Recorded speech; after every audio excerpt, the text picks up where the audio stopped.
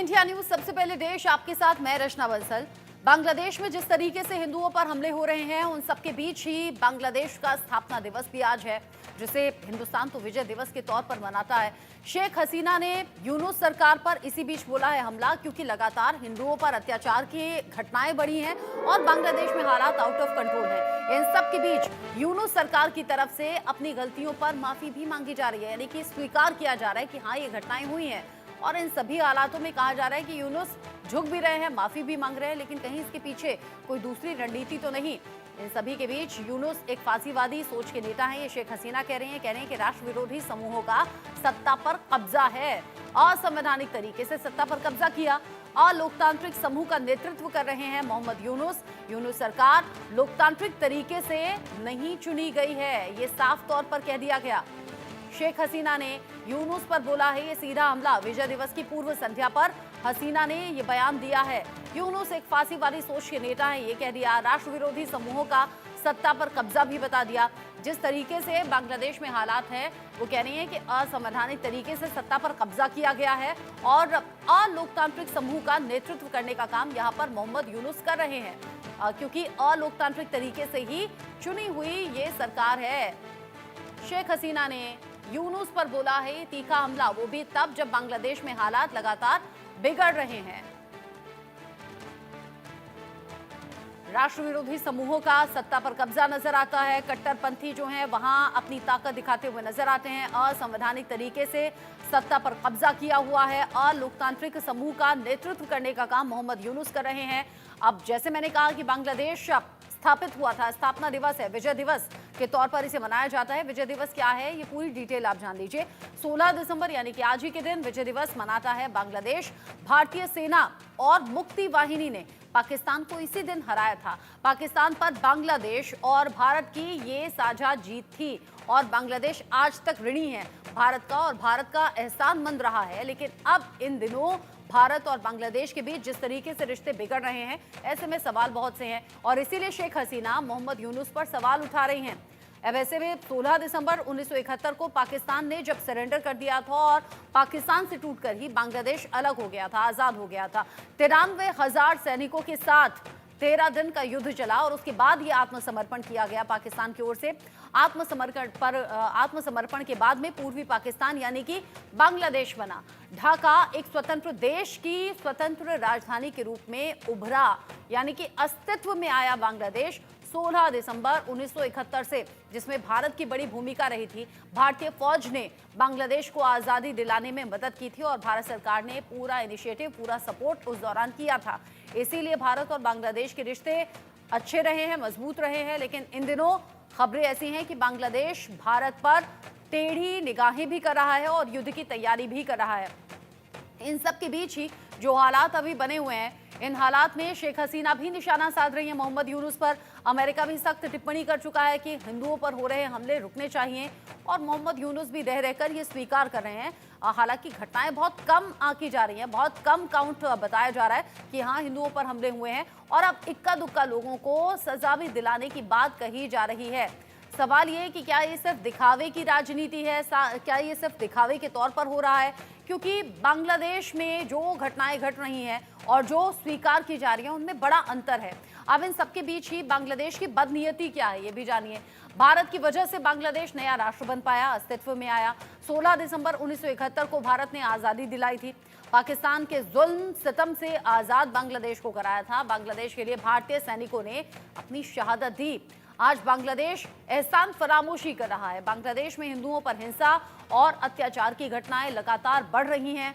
दुश्मन पाकिस्तान से नई दोस्ती गांठ रहा है बांग्लादेश, यानी कि जिस पाकिस्तान से टूटकर बना आज वहीं कमजोर पड़ता हुआ बांग्लादेश नजर आ रहा है, पाकिस्तान से नजदीकी कर रहा है। अब ऐसे में पाकिस्तान लगातार साजिशें रचता रहता है, बांग्लादेश उसमें फंस रहा है। चीन ने भी बांग्लादेश को कर्ज के जाल में फंसा रखा है। 53 की आज़ादी के बाद अब गुलाम होगा क्या बांग्लादेश, ये सवाल बन रहा है। लगातार खड़े हो रहे हैं ये सवाल।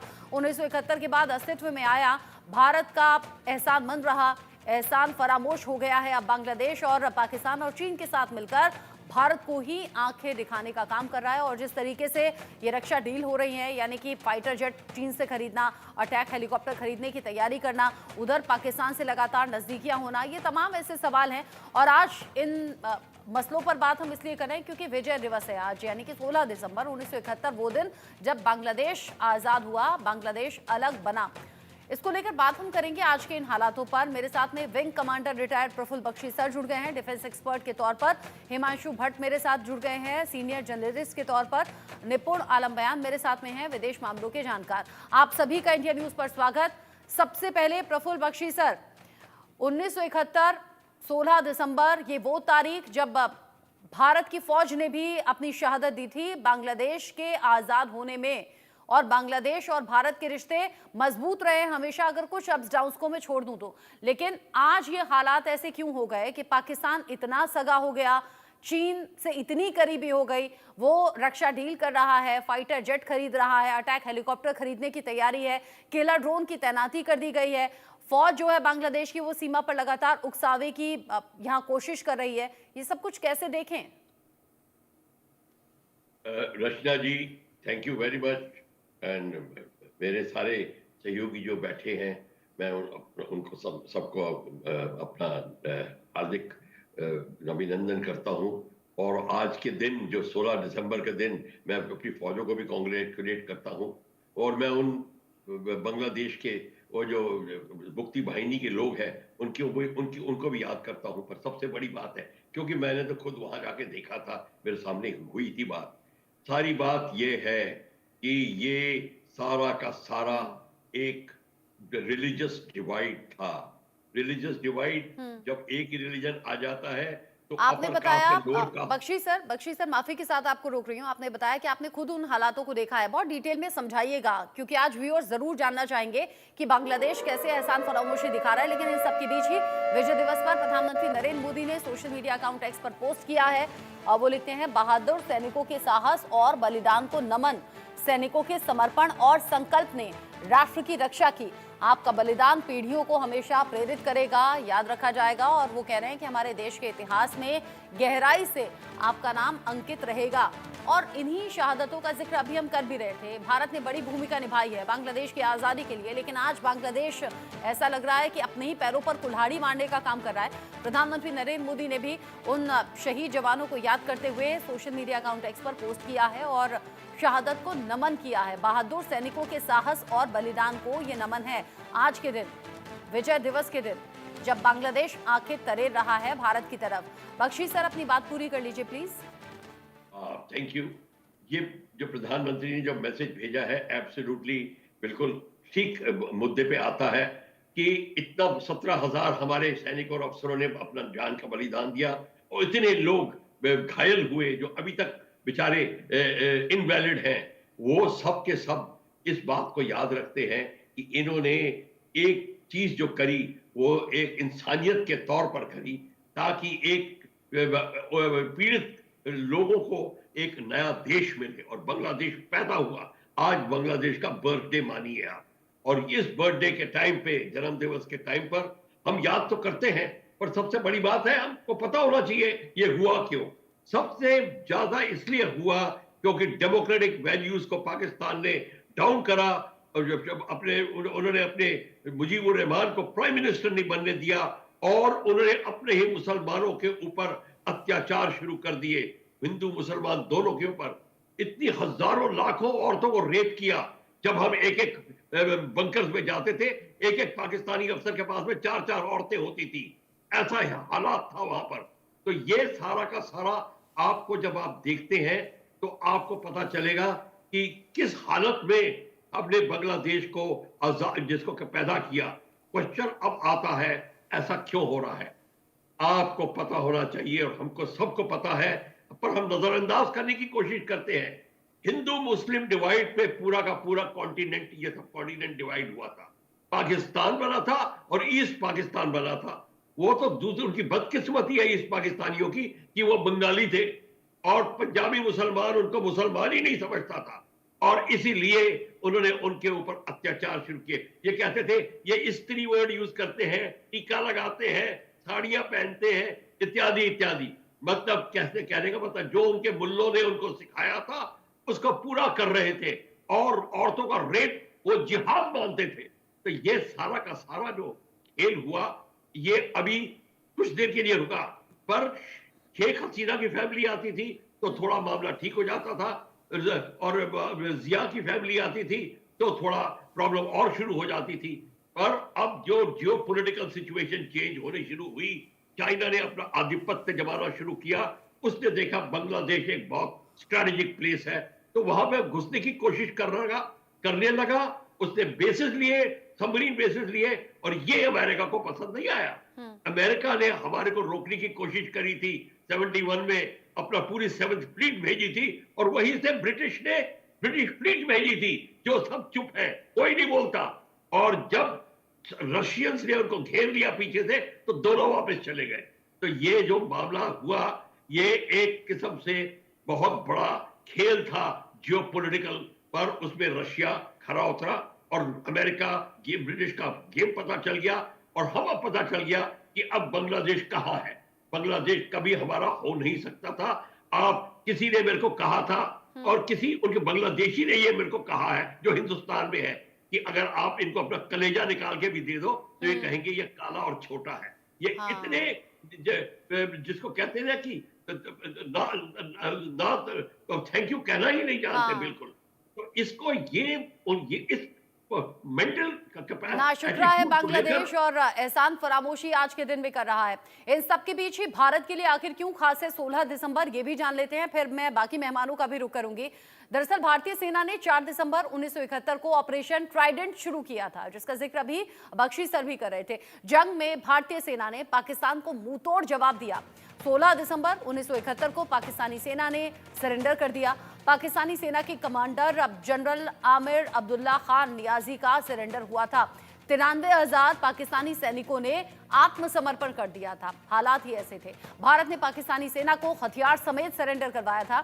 द्वितीय विश्व युद्ध के बाद बड़ा सैन्य आत्मसमर्पण इसे कहा गया। दुनिया के सामने भारतीय सेना ने अपना दम दिखाया।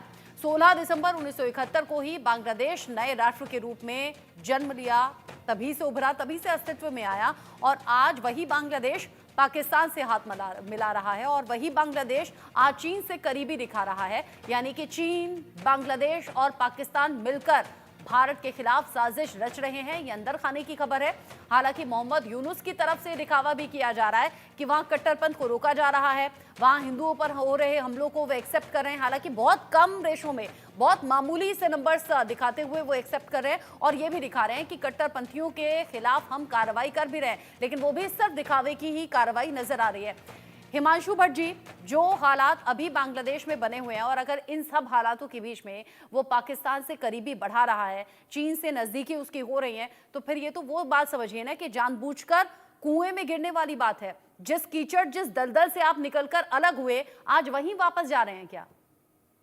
जैसे साइकिल का पहिया होता है ना, वो एक सर्कल लेता है, वैसी ही कोई चीज 53 साल 53 ईयर्स अगो हुई थी। बख्शी साहब ने बहुत सही बताया कि ये बड़ा जियोपॉलिटिकल गेम है, और ये जियोपॉलिटिकल गेम अभी फिर से दोहराने जा रहा है। एहसान फरामोशी की आपने जो बात की ना, वो बड़ी सही बैठती है यहाँ पर।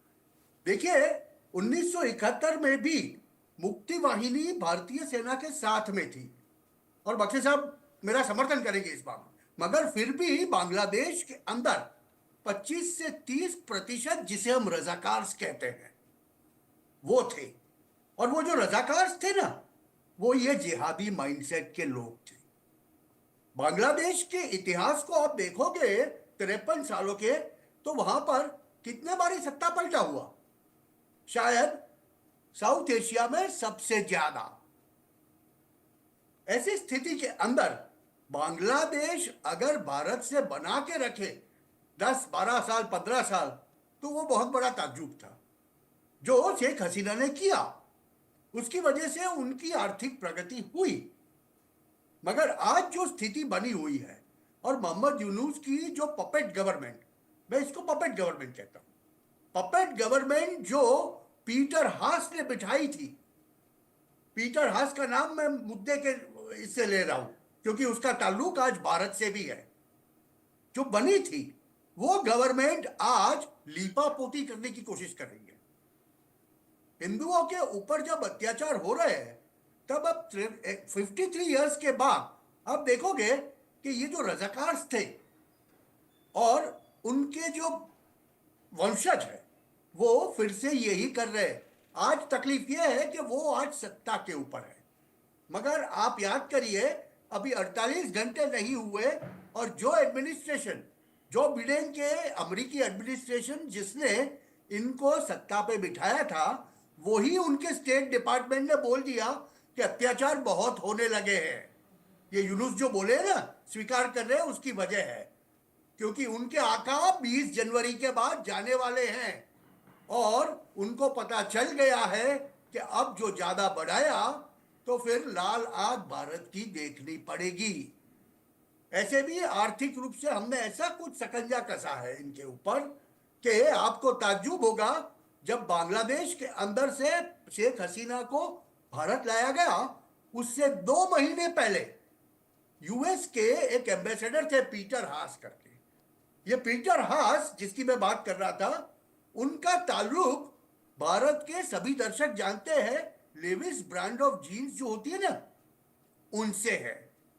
और उन्होंने 2 महीने पहले बांग्लादेश के अंदर जो लेविस की जीन्स और दूसरी प्रोडक्ट्स जो बनती थी वो फैक्ट्री बंद करके भारत में तब्दील कर दिया।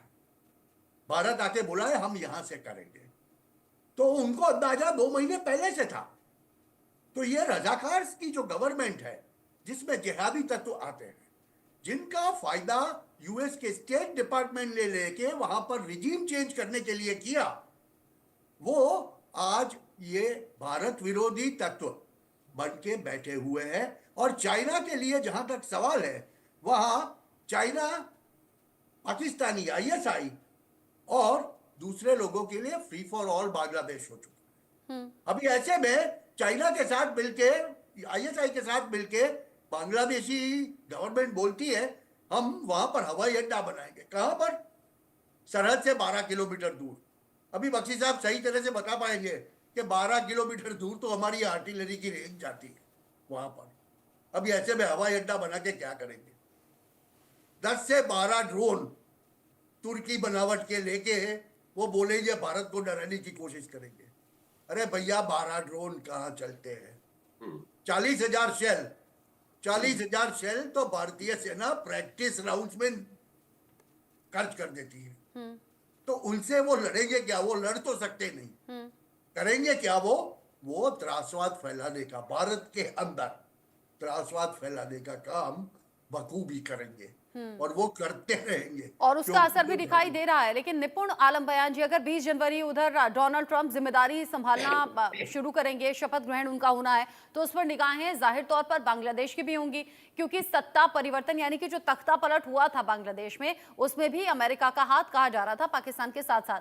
अब ऐसे में डोनाल्ड ट्रंप का आना मोहम्मद यूनुस के लिहाज से तो ठीक है नहीं, इसीलिए क्या ये एक्सेप्टेंस सामने आ रहा है, लेकिन वो भी बहुत मामूली तौर पर, दिखावे के तौर पर कि हाँ हम उन्हें सजा भी दे रहे हैं जिन्होंने माहौल खराब किया, और हाँ हम ये मानते भी हैं कि हिंदुओं पर हमला हुआ। लेकिन ये जो 3 ताकतें एक साथ आने की कोशिश में दिख रही हैं, वो भी भारत के खिलाफ, उसे कैसे देख रहे हैं? देखिए, एक तो डोनाल्ड ट्रंप के आने के बाद निश्चित रूप से कि इसका प्रभाव जो है पूरा वर्ल्ड पॉलिटिक्स में पड़ेगा और दक्षिण एशिया पर भी पड़ेगा। ये जो पूरा समय बांग्लादेश में जो नौटंकी मैं इसको बोलता हूँ, जो ये सब कुछ हुआ है, ये बगैर अमेरिका और पाकिस्तान के सपोर्ट के नहीं हो सकता था। कि एक डेमोक्रेटिक गवर्नमेंट को आप गिराकर और आप एक तरफ से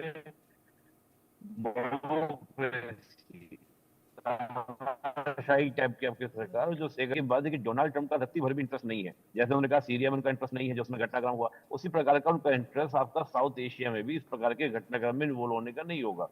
उनका जो प्राइमरी फोकस है वो है केवल और केवल अमेरिका, कि अमेरिका को हमको क्या करना है, रिच करना है, अमेरिका को हमको एक दोबारा से स्ट्रॉन्ग करना है, और साथ ही मुझे लगता है कि चाइना को काउंटर करने का उनका प्राथमिक क्या होगा, तो वो किसी तरह से नहीं चाहेंगे कि भारत को किसी भी तरह से डोनाल्ड ट्रम्प के आने के बाद चीजें बदलेंगी। और रही बात की माइनर तरीके से इसको एक्सेप्ट किया गया, बिल्कुल सही बात है कि माइनर तरीके से ही एक्सेप्ट किया गया है। माइनर तरीके से एक्सेप्ट करने का मतलब क्या है कि रीजन क्या था कि आप बिल्कुल करते रहेंगे ना ना ना, तो होगा क्या कि जब अमेरिका या इस प्रकार का जब दबाव बनेगा, तो मुझे लगता है कि कहीं ना कहीं इस बात से तनाव में है, चिंता में है अमेरिका, कि ऐसा ना हो कि हमारे को दोबारा से पाकिस्तान को ह्यूमन राइट्स के इश्यूज को लेकर, टेररिज्म के इश्यूज को लेकर जिस प्रकार से डाल दिया गया था एफएटीएफ की लिस्ट के अंदर, ग्रे लिस्ट के अंदर, कहीं हमारे साथ इस प्रकार की घटना ना हो जाए।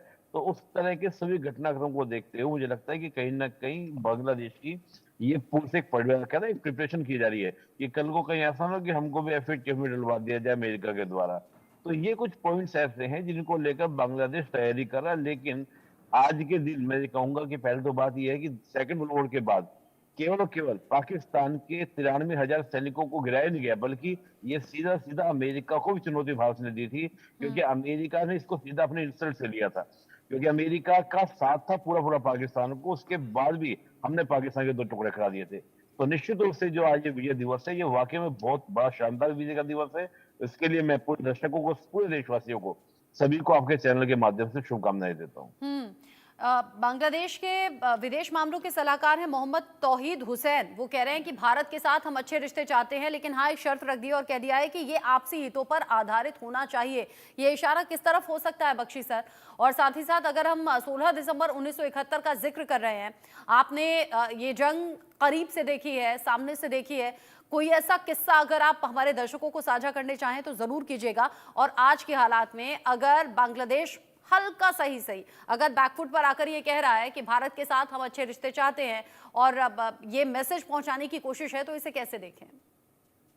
देखिए, बांग्लादेश, सबसे बड़ी बात है कि बांग्लादेश इस समय प्रेशर में है वर्ल्ड के, और यूनुस साहब प्रेशर में, उनको पता है कि उनकी गद्दी बिल्कुल हल्के काठी के ऊपर है। तो वो, उनको कुछ समझ नहीं आ रहा। वो सोच रहे हैं कि अभी अमेरिका ने भी उनको प्रेशर डाला है कि आप इससे ज्यादा मत करिए, क्योंकि चाइना का इंटरवेंशन अमेरिका नहीं चाहता। बेसिकली अमेरिका का नजर चाइना के ऊपर भी है कि चाइना साउथ चाइना सी में आधिपत्य जमाने के लिए यहाँ बेस स्ट्रॉन्ग कर रहा है। और जैसे कि आपने पर्ल्स की बात करते हैं, हम स्ट्रिंग ऑफ पर्ल्स और तगड़े हो रहे हैं, तो अमेरिका और चाइना एक दूसरे में नजर रखे हुए हैं। पर बांग्लादेश को पता है कि वो, उसके जब बाकी लोगों को पता है कि अगर उनको प्रोग्रेस करनी है तो ये इस्लामिक प्रोमिसेस वगैरह से कुछ नहीं होगा। जो उनके अकलमंद लोग हैं, उनको पता है कि हमको एक कोऑपरेटिव एंड को प्रोस्पेरिटी स्फीयर में ही ऊपर उठना होगा, वो भी वो जानते हैं। तो इस समय को देखकर मैं ये आपको बताता हूं कि जब ये लड़ाई चल रही थी, उस समय जो जितने बांग्लादेश के लोग थे, जो कि मुक्ति वाहिनी के थे और उनके समर्थक थे, वो इस तरीके से सपोर्ट कर रहे थे कि आपको, मैं सुन के हैरान हो जाओगे कि वो उन्होंने कितना बलिदान दिया, खुद बलिदान दिया। और जैसे कि हमारा एक पायलट जब पकड़ के उन्होंने क्या किया, पायलट को एटीसी के बगल में बांध दिया, जिसमें इंडियन बमबारी कर रहे थे। कहते हैं तुम्हारे जहाज बमबारी कर रहे हैं, तुम इसके सामने बंधे हो, तुम अपने बम से मरोगे। उन्होंने, उन मुक्ति वाहिनियों ने मेड श्योर कि उसको किस तरीके से वहां से निकलवाया। उन्होंने उनकी बमबारी को, और खबर करी इंडियन एयरफोर्स को कि वहां पे ऐसा हादसा हो रहा है, और वो जो फ्लाइट लेफ्टिनेंट को, जिस फ्लाइंग ऑफिसर को बांध रखा है, अब वहां बॉम्बिंग मत करिए। कहने का मतलब है कि इस तरीके से बात चल रही थी। पूरी की पूरी सेना जैसोर में खड़ी थी, और एक पायलट बेचारा, अब इंडियन पायलट मोटरसाइकिल में जा रहा था ढाका की तरफ। सारी हजारों सैनिक थे, एक सैनिक ने भी उसकी तरफ हाथ नहीं उठाया। उनको पता था कि अब हमारा सरेंडर होने वाला है। और सरेंडर कैसे हुआ आपको मैं बता दूं। जब जनरल जेएफआर जेकब ने अपना हेलीकॉप्टर लेके उनके खेमे में उतारा बांग्लादेशी कमांडर्स के, न्याजी के, वो हैरान रह गए। उन्होंने कहा देखो मैं आया हूं तुम्हें बचाने के लिए, अगर तुमने अभी सरेंडर नहीं किया, एग्री नहीं किया, तो सारे बंगाली तुमको मार देंगे, तुम बचोगे नहीं। और जब मिस्टर मलिक जो गवर्नर थे, उनके पास खबर पहुंची, तब तक 2 स्क्वाड्रन इंडिया के, 37 स्क्वाड्रन और एक तेजपुर का बिग स्क्वाड्रन, उन्होंने प्लान किया कि जब इनकी 9-10 बजे मीटिंग होगी या 11 बजे, उनके टाइम ऐसा था, हम उस मीटिंग के दौरान अटैक करेंगे।